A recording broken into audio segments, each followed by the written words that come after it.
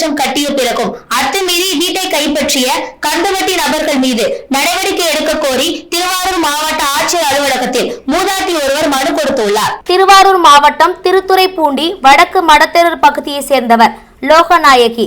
இவரது மகன் சுரேஷ் நடத்தி வந்த தொழில் நஷ்டம் ஏற்பட்டு அதனை சரி செய்ய அதே பகுதியில் பசுபதி என்பவரிடம் ரூபாய் 5 லட்சம் வட்டிக்கு கடனாக பெற்றுள்ளனர். அதற்கு ரூபாய் 5000 வட்டி தொகை வசூல் செய்துள்ளனர். ரூபாய் 13 லட்சம் கட்டிய நிலையில் மேலும் பணம் கேட்டு குடும்பத்தினரை தாக்கியதாக கூறப்படுகிறது. கடன் தொல்லை தாங்காமல் சுரேஷ் ஊரை விட்டு சென்ற நிலையில் அவரது தாயார் லோகநாயகியும் திருவாரூரில் உள்ள அவரது மகளின் வீட்டில் வந்து தங்கியுள்ளார். திருத்துறைப்பூண்டி பிறவி மருதீஸ்வரர் கோயிலுக்கு சொந்தமான மனையை சுரேஷ் கடன் பெற்ற போது கையெழுத்திட்டு வெத்து பத்திரத்தை வைத்து தனது பெயருக்கு பசுபதி கோயில் நிர்வாகத்திடமிருந்து பெயர் மாற்றம் செய்துள்ளார். எனவே இது குறித்து மாவட்ட ஆட்சியர் நடவடிக்கை எடுக்க வலியுறுத்தியும் தனது வீட்டை மீட்டு தர கோரியும் மூதாட்டி லோகநாயகி மற்றும் அவரது மகள்கள் சுதா, சுமதி ஆகியோர் திருவாரூர் மாவட்ட ஆட்சியர் அலுவலகத்தில் மனு அளித்தனர். பூக்கடை வச்சுதான் அம்மா கட்டினது, அதுக்கான சாட்சி இருக்கு.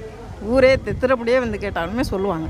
ஆனால் இவங்க வந்து இப்படி எங்கள்கிட்ட 5 லட்சத்தை கொடுத்துட்டு நாங்கள் 50 லட்சம் கொடுத்துருக்கோம் அப்படின்னு சொல்லி மீட்டர் இதில் வந்து மாதம் 6000